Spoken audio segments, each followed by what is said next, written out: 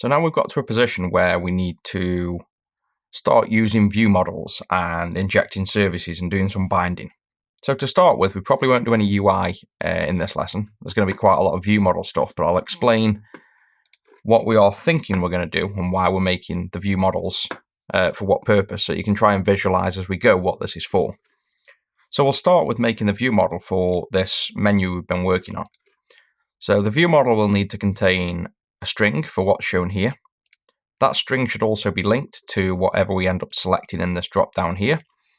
And this drop down itself should have a bunch of grouped content. So a header, some items, another header, some items. So it's a grouped list. Because we haven't really set up the application much yet for view models, there's going to be a bit of boilerplate code and some basic setup going on. So I'll try and guide you through this as we go. But let's just jump in and start with something we don't have yet, and that is services. So view models should represent information specific about the view, but it shouldn't have the task of gathering the information. So for example, this Avalonia and loudness meter, and a property that we will have, such as the content of that list, is not the responsibility of the view model to get that information. It's only the responsibility to display that information.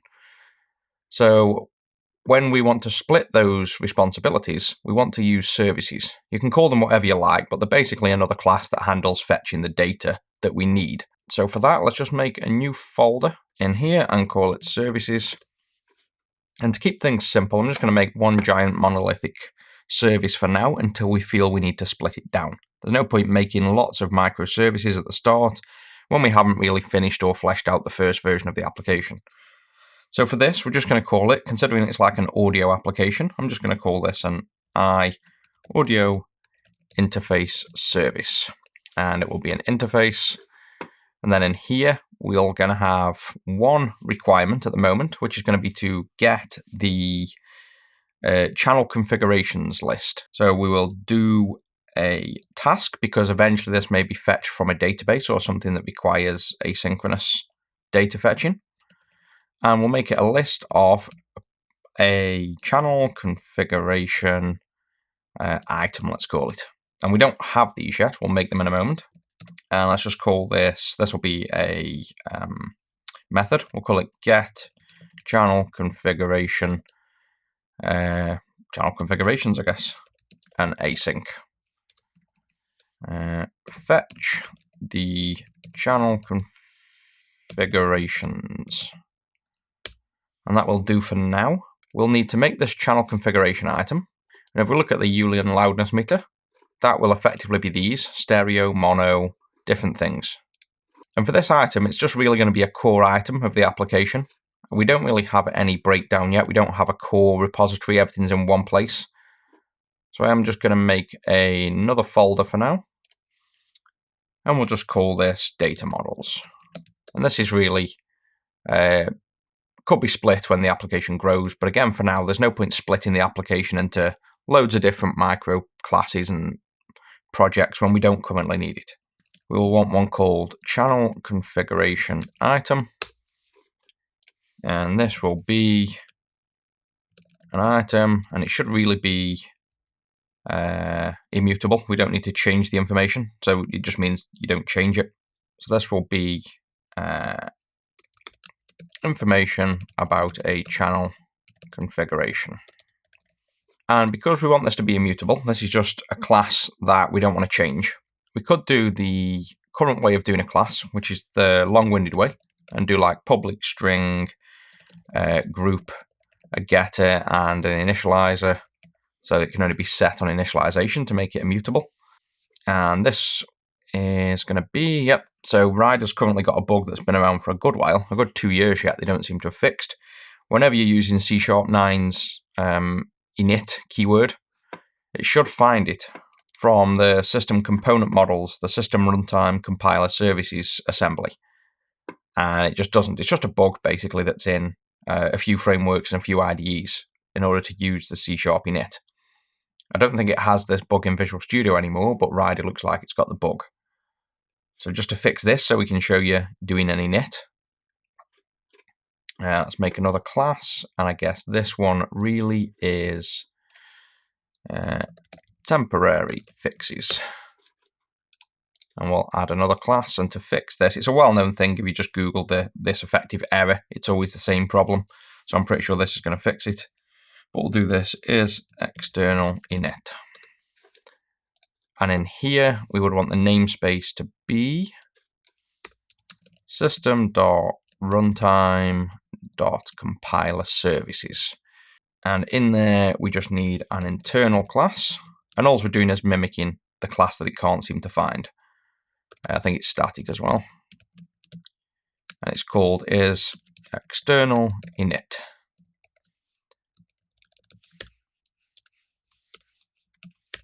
And then just make sure to use the editor browsable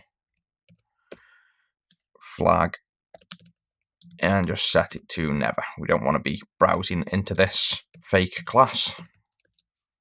And I think if I've done that right, there we go. It's now fixed the compiler. So this will still fully function, but now we can use a getter and effectively a setter that can only be run once. So this allows us to define a kind of a class that you can initialize on the constructor and set this group inside the constructor. So if we made a constructor now, we could now set group equals something.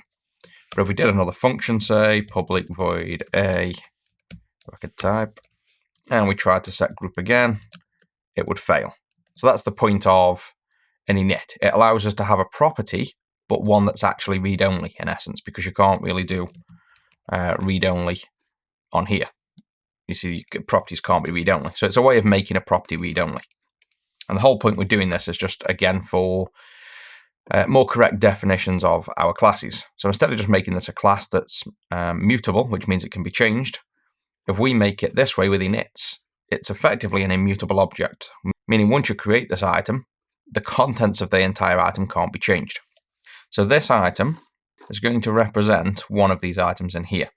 And the way we're going to do it, instead of making a class that has a list of groups, so you could have a class that has a list with these groups in, but then these groups have to have another list inside of them with these items in.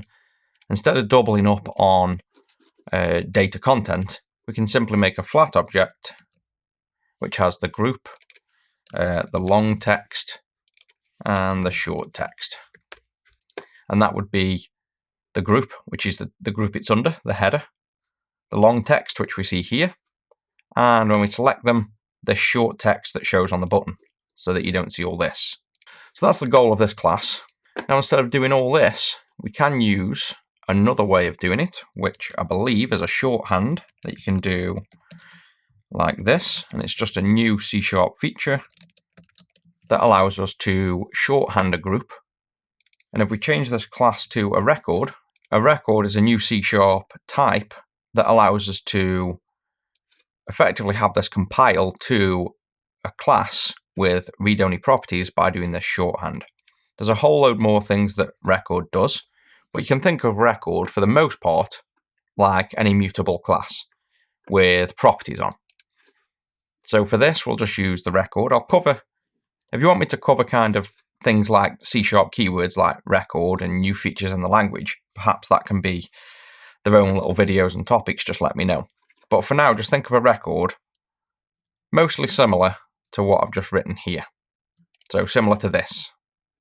So now we have our item defined. That was nice and easy. We now have our interface defined, which will be the thing that will fetch that list of information. We now need to actually make an audio interface. Now, we don't want to dive all the way into fetching real audio interfaces and data for now, while we're still fleshing out the UI. So what we'll do is make some dummy services. So in the services, we can add another class, and we'll call this dummy audio interface service. And then when we're ready, all we have to do is replace this dummy service with a real service when we start our application, and we can go ahead and replace it with real data nice and easily. We'll just implement this class. And for now, it's as simple as, I don't think we even need to bother making parentheses. We'll just return the object directly. Because it's a task and we're not using async, we can just do task.fromResult. And then inside of here, we'll be now just expecting a list. So it's a way to return a task without it actually being asynchronous. In there, we'll make a new list. And in there, we'll make a new array. So now we can specify the objects we want to return inside of here. For that, we want to be a new channel configuration item. And now we can specify the group, the text, and the short text. So if we wanted to mimic this, for example, the group is going to be mono stereo configuration. So you can do, I'm going to do lowercase, and we're going to have the UI uppercase the groups, so it's flexible. So we're going to have a group like that. Going to have a long name of mono in this case, and a short name of mono. If you keep the group the same, change that to stereo. And again, if we were to lowercase them, effectively just correctly spell them, we can have the UI uppercase as we need. We'll do one more, 5.1 surround. The long text is 5.1 DTS hyphen, open and close these, you've got al, or ls, rs, c, and lfe. And the short is simply 5.1 DTS. Let's just do the remainder in here, just so we have something useful to see. And then I'll fill these out off camera, so when we next come to it in the next video, these are all fleshed out, save you just watching this being typed. We have al, r, c, lfe, ls, and rs. So that'll do for now. We have the dummy information. That's all we really care about. And when we come to do this now, we can group on literally the string called group to create a group list for us. Next, we need to inject the actual service into the view model, which will be the thing consuming the service. So let's just tidy this up first. This will be effectively public properties. Even though they're called private, they are public. They get exposed through the observable property. So this will be public properties. And we haven't really commented any of these yet. We should probably comment them at some point before it gets too big. This one will be public commands. And now we can have our constructor. And in the constructor is where we want to inject the audio interface service. We will want a private property to store this. So private members. And you'll want private audio interface and audio interface service. And then in here we want to do m audio interface service equals audio interface.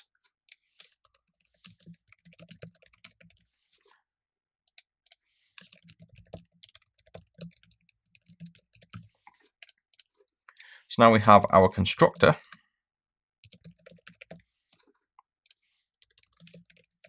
You might be asking yourself, where is it that we actually inject this information? Well, at the minute, we would have normally in most MVVM applications as they grow, you'd have some kind of control of where all the dependencies are injected. If you have a web project, for example, that's mostly stateless, meaning every time something fires up, like somebody hits up an URL on the website, it spins up a mini service. The dependency injection is normally handled by the thing that spins up the microservices in the website. So every time you hit up a web page, it spins up a new service that then generates a controller which injects all the services. In terms of Avalonia at the moment, effectively, this is the place where our entire dependency injection happens. So on framework initialized, here is where we really initialize the dependencies. Or at least that's where I'm going to put them for now. So when the application starts up, this is where we now need to create what becomes our actual application. So this is where we define exactly which audio interface we're going to use. So we'll do var audio interface equals new, and we're going to use, in this case, a dummy audio interface. So when we're ready and we have a real audio interface, all we'll have to do for the whole application is change this one statement here. Then, because this is making a new main view model twice, and we're going to be generating this with injection, we'll just remove them for now and make it here. So main view model equals new, main view model, and you can see now the class is going to expect the dependency injected, so we can just pass it in there. We can now use this main view model in whichever statement matches below, and we'll have our dependency injection.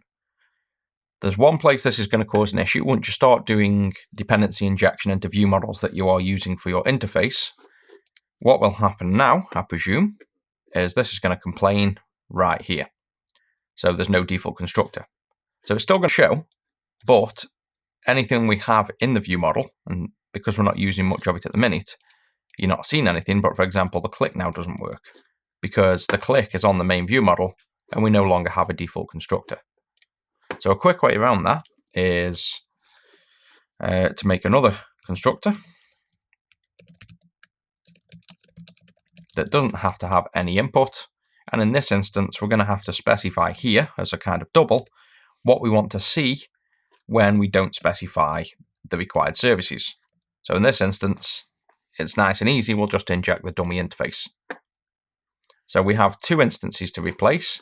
When the real application is running, it will inject this here. So if we change this to another service later on, the real application would show whatever's here, but the visual here would show whatever we decide to inject in this design time spin up, I guess. So design time constructor.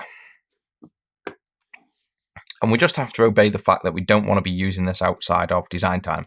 We can even add a flag in here to crash if we did that, if that's behavior you wanted. So there'd be a way in here to do if there's a way, I don't know where it is off the top of my head, but you can quickly Google it or we can find it out or somebody can leave a comment. But there's a way to literally check if you're in designer mode.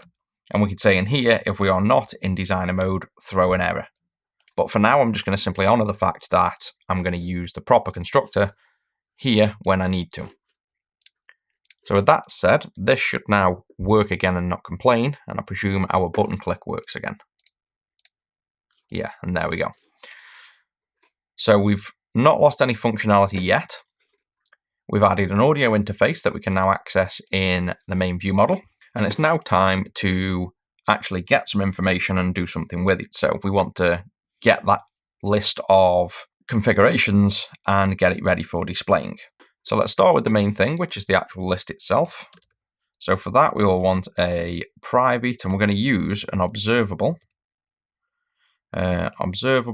grouped collection, which is a type of class in the MVVM framework we're using that literally gives us exactly what we want. We take a single collection and we make an observable grouped collection from it by using expressions to form a group. The group will be the header being a string, so that's the title of the header, being this, for example, mono stereo configuration, 5.1 surround sound. These are the keys to the groups, so these are going to be a string. And then after that, we will have the actual item itself, which is the configuration, channel configuration item. So with that, that will be a channel configurations. And we want to make it an observable property. And we're getting a complaint that channel configurations is uninitialized, and that's because we don't initialize this information until we actually load the data asynchronously when the application's ready. So for that, we'll just do a default, set it up as default to begin with. We also get a lot of these warnings at the minute that it doesn't match the naming rules suggested, and it seems like by default it wants us to use underscores. My one for private members is typically M standing for member, and then uppercase the rest of the element. For these observable properties, however, just to get rid of these warnings, we're going to do what it recommends and to underscore them. It's kind of nice doing that in a way, though, because this is not the normal way I would name them, and we should rarely ever access these actual properties. Once we've created them here, we're relying on the observable property creating the uppercase version of the element. So this would be bold title, for example, like this. So I'm kind of happy to do this underscore in order to purposefully kind of hide these values as don't use them in general once they've been initialized. So that gets rid of them warnings. And that's all them warnings gone. Another thing we'll need is once we have selected something, like this for example, we need a way to store that selected item, and then also to get the text from the selected item to hold in the button preview here. So we'll need two things for that. One will be a channel configuration item, and that will be the selected channel configuration. And because you could start without one, like there might not be anything selected yet, because this has also potentially not got anything in the list, we'll make this a nullable item. Make that as normal and observable property. And now we will need a private string, which will be for the button. So this will be a channel configuration button text. And in fact, because this is effectively linked to this property, instead of doing a private string and using an observable property, you'll see the problem is, say we do this, and we want it to be the selected channel configuration here, but that's nullable, so question mark it, and then we want that to be the short text. If that doesn't exist, we can put a dummy thing in saying select channel or something like that. Now, if we try to add an observable property onto this, you'll see that we get a complaint that you can't do that you can't handle that style. But we don't need to, because this is only ever a getter. This is an auto-calculated getter. So we don't need this observable property firing off when the property changes, because this never can change. So we can delete that completely and just use your standard public property. So just name it exactly as we would expect. So this is now an actual public property, one we've created, instead of what observable property would create. And the only thing we need to do now, because this isn't aware, there's no way of tallying in this nice shorthand, there's no way of tallying the UI when we change this, because it's linked to a channel configuration. We can do a trick that says every time this object changes, tell the UI that this property changes. So to do that, all we have to do is add one in here, called notify property changed for, and then name of, and then this property. So channel configuration button text. So what this will do is every time this item changes, when we change the selected channel, it will fire the notify property changed event for this element. So anything bound in the UI to this will also update itself. After that, we will think of when we click this and click an item, we need something that says we have clicked an item. So we want to click and do something.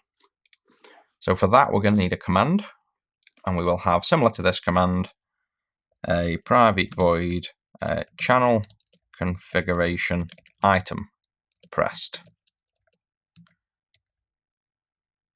And for that, we want to know which item has been pressed. So we will pass in the item from the UI. And then here we want to update the selected item. So it's as simple as doing selected configuration channel equals item. And then we want to also close the menu, which I believe, yeah, it doesn't currently happen unless you click outside. So we'll then close the menu. And to do that, we can just do channel configuration list as open equals false. That will now effectively set this property when we select it. That will then fire this to be changed. This will cause the menu to close. And because we've done this notify property changed, the button that we will bind to this in a moment will then update with whatever we selected. And then obviously on this, just add the relay command to turn it into an actual command. And we are almost there. So the only thing left there is to actually load the information in.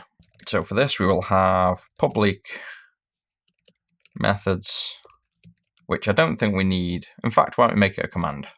Might as well make it a command that can be invoked in the UI if we wanted, and also bound to if that command is running, I guess. So let's just do, I think we can do asynchronous relay commands.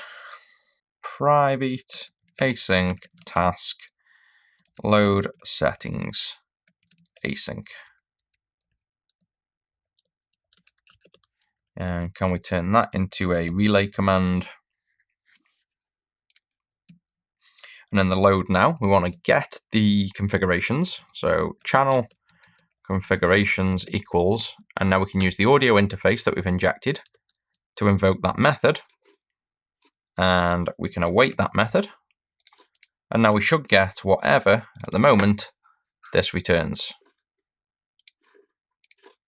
Once we've done that, we just need to tweak this layout into something that will bind into our observable grouped collection. So that's nice and easy to do. And we can do that with channel configurations equals a new observable grouped collection. And then that now just accepts a simple I grouping enumerable, which is easy to do from a list. We just have to group that list. So now all we do is take the channel configurations and group by, and then on the item, we just group by the property group. And that's as simple as that. So now this is create a grouping from the flat data. Get the channel configuration data. And we are done. So all we need to do is fire this load settings async. And we can do that if we have, I'm not sure what point we have for when the view loads in. And all we need to do now is fire this load when the view has loaded. So if we go to main view, I think is where we'll probably want to do it. We have render constructor. What do we have? We should have some kind of initialize, maybe. On initialized, I'm presuming is where we want to load it. So for now, we can do on initialized. The data context, I'm hoping, is set already on the initialized. We also want to keep the base initialized in there. We want to get the data context, and we want to fire load settings command. Now, I believe we can just do async on this and await. And that's a bit messy for now. I think there's probably a better way of doing this. Await it there. Yeah. So, I mean, that'll do for now. We can think on where we want to load this information, but that should mean that effectively before the view starts, we load the data in. The data model then gets its information populated, and we'll do all of the binding after this. But for now, let's just bind at least the buttons text that currently just says stereo. Let's just bind that to the selected property, which I don't believe will be anything. So content equals binding, and it will be the button text. So if we compile that now, I think that should say select channel or something, whatever we defined it as. There you go. Now it says select channel. So you can see it kind of loading, and then select channel showed. And we have a null reference exception with no information of where that bug is. So that's not very good for debugging, but we clearly have some kind of exception going on at the minute. Is it anything to do with channel button configuration? Selected channel is nothing. Okay, let's just tag that out. Yep, so it's just at the minute, this does not like doing whatever it's doing. So that's probably not the right place to go, or load settings command isn't set. So data context is currently null. So the problem there is we don't have a data context yet.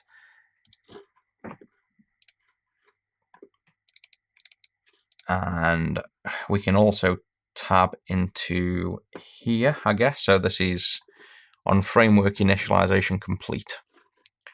So it stands to reason that we should have had it here, but we don't. So see what else we have. Ending it. Unloaded sounds like a good one. And we could probably do this a bit quicker and easier if I looked at documentation that probably tells us the life cycle of the application. I'm just kind of being lazy at the minute and just poking around and trying to find out which one comes after we've been initialized. There we go. So now we have the main view model. That should no longer crash. And if that code works, I presume we will now get the information loaded, which obviously we can't see anything here. But now we have that loaded in. We could just breakpoint here.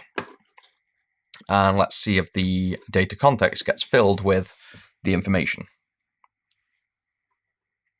So after it's loaded, our data context is a view model, and our channel configuration, channel configurations has 4 items, and you can see they're all in there with the information we selected. It's not been grouped correctly, however. We have a key of, I think I did the data wrong. The group, the group should have stayed the same. Don't know why I changed that there. That was meant to be surround each time. If we restart that, we should see we have 2 groups. One has 2 in, one has 3 in. So there we go. We have first group there with the 2 items in. Second group there with the others in. So that's a good start now. We have some service, which in this case is just a dummy service for now. We've updated the application to handle dependency injection in a rudimentary way. We've shown on the life cycle at the minute that we're just deciding to do it on load, that we can run effectively the things where the view models populate themselves, the initialization stage. And then we've started to bind to the view. And I know at the minute we've simply bound to the text that just tells it that we have nothing selected, but we've also just looked in the debugger that the code's ready to go. So the next step will be to bind this actual list here, change this UI to look exactly like this UI. So we want to now populate this with actual data. So I know there's been quite a lot of back-end code here that might not make full sense yet until we start using it, but hopefully that was clear enough for you guys to follow along, and you're understanding the concepts and the importance of splitting services away from view models. So that's it for this one, guys, and I'll catch you in the next.